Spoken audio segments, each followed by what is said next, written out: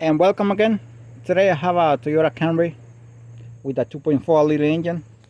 This is years 2002, same 2006, and this also applies for Toyota Solara 2004, 2008.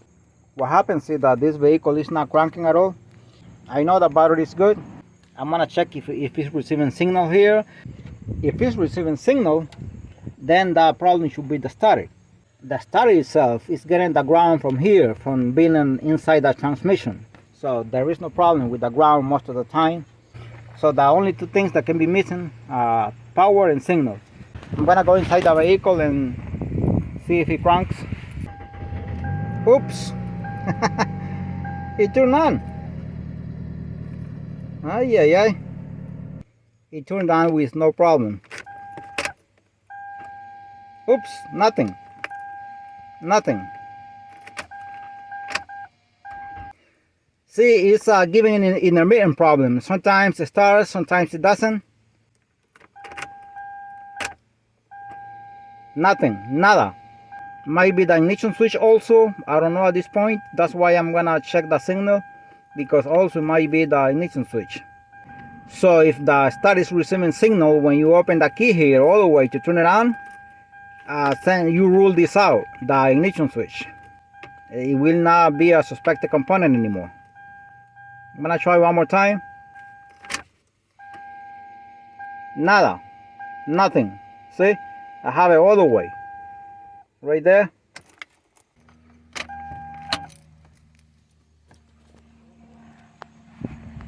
And I'm gonna see if I disconnect the wire signal here. Now, one thing to mention is how easy or hard is accessing a starter. That will depend on the design of the engine, of the manufacturer in that case. So in this case, it's very easy. Some are very hard to get to it. So that varies according to the manufacturer's design.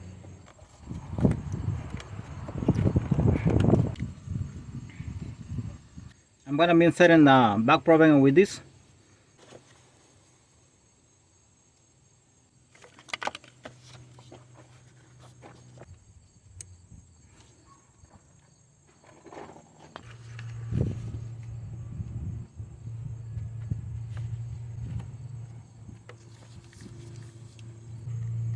I'm gonna put it here and the multimeter lead, the positive, and my multimeter. Okay, this is the one that is coming from the starter. Right here, I'm gonna leave it here. And I'm gonna connect it here.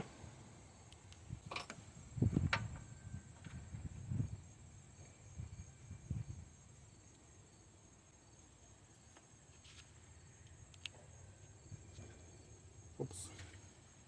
And this goes to the negative on the battery.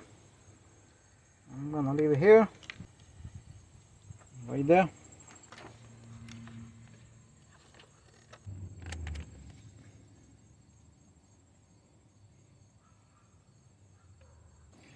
And I set up my multimeter to voltage right there, and I'm gonna go inside the vehicle, see if I can turn it on.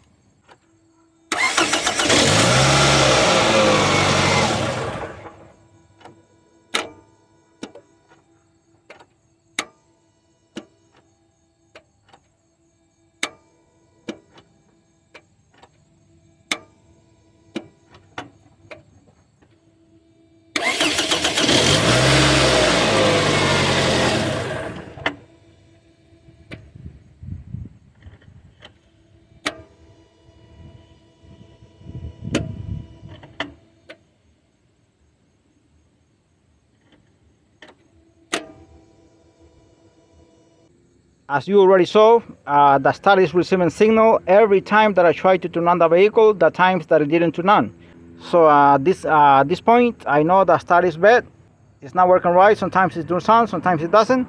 So I'm gonna proceed to replace it. 10mm bolt here, and another one here. This one is out.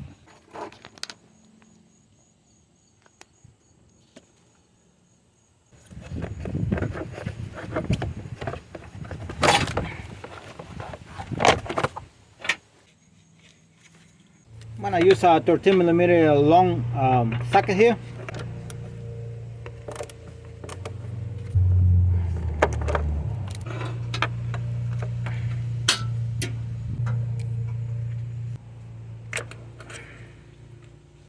14mm bolt right there, one right there and one here.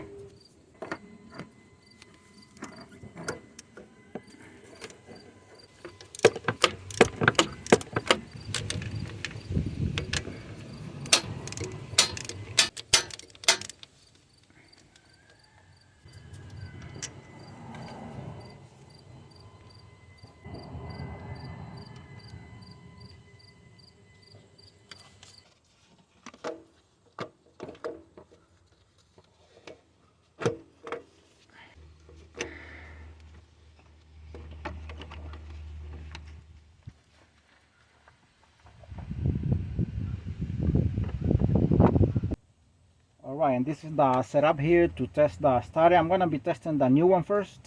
Negative, positive. The positive comes to here, to the positive too. This is the positive of the starter, and this is the where the starter receives the signal. This small alligator here, and the negative comes here. Any part of the body of the starter, right there. All right, before testing it, one thing you have to learn how to tell when a starter is weak is with the speed here, how it comes out and how fast it turns, the speed between this one and the old one here. So what happens is that here, I'm gonna be testing this one too.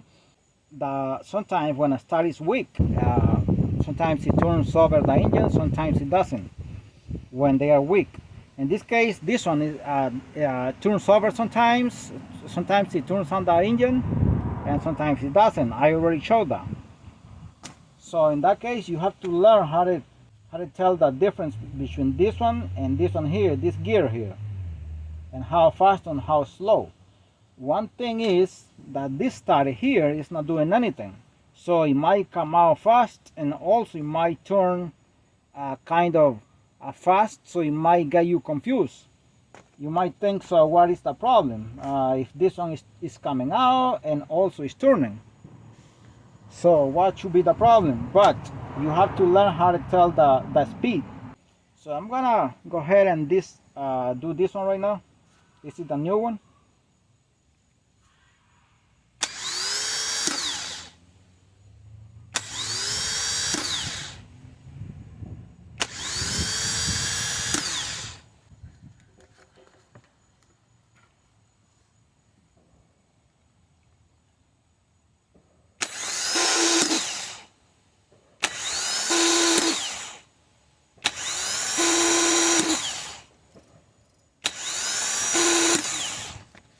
Something is wrong with this starter. It's making a horrible noise inside. That's not supposed to happen. This one is also defective. We're gonna return it and get another one. The old one here.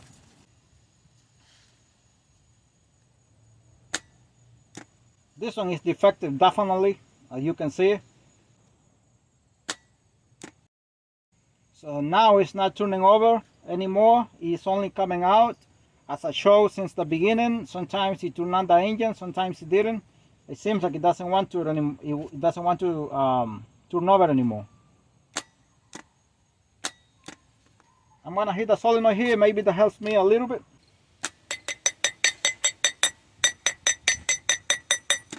All right, so this one is defective anyway, and also this one.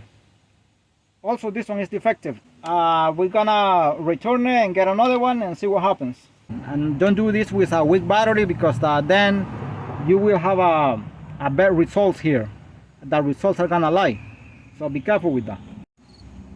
All right, update. This is another starter here. We returned the other one, and they gave us this one.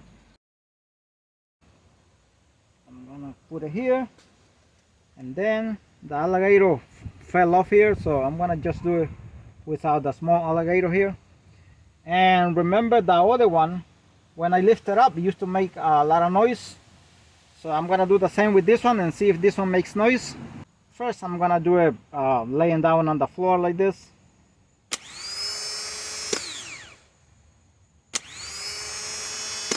And this one seems good. Now I'm gonna lift it up, because the other one used to make a lot of noise when I lift it up.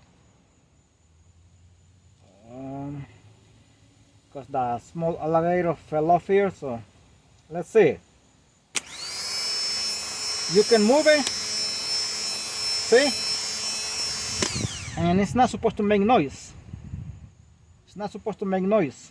This one I can even move it, and it doesn't do it doesn't make any noise. So everything is fine with this. I'm gonna be installing this right now. And this is the part number here for the starter.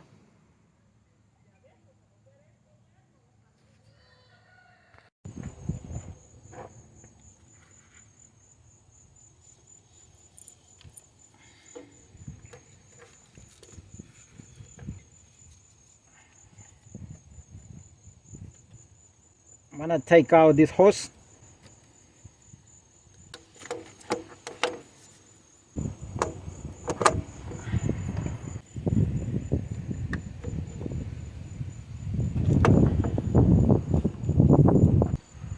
The 14mm bolt here.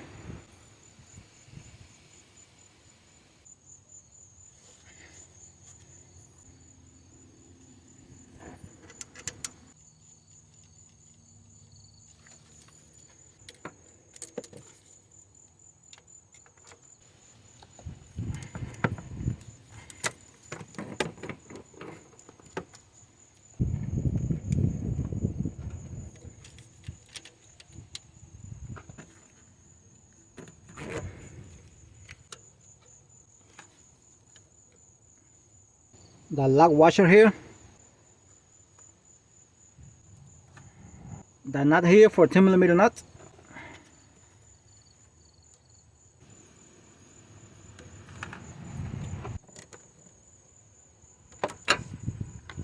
the connector here for the signal, the hose I took out here,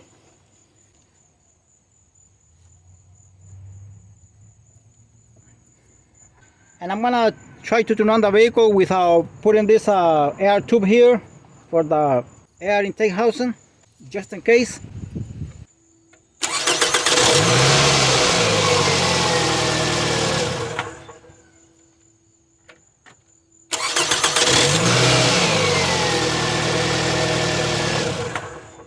Alright, and as you already saw, I turned on the car a few times and it turns on with no problem. So this is the thing, I always like to test the starters, any component that I can test before installing it, even if it's brand new, because nowadays so many you find so many bad components, brand new components at the auto parts, like starters, alternators, batteries, stuff like that, because basically they are rebuilt. Most of them are rebuilt or reconditioned, and sometimes they come defective. So that's why I like to test the stuff first before installing it, so you do the job only once. Imagine if I would be installing this one without testing it, just trusting it because it's new or rebuild, whatever, and I will install it, then I will be taking it out again. In this case, this is a nice job, but still, thanks for watching the video and God bless you all.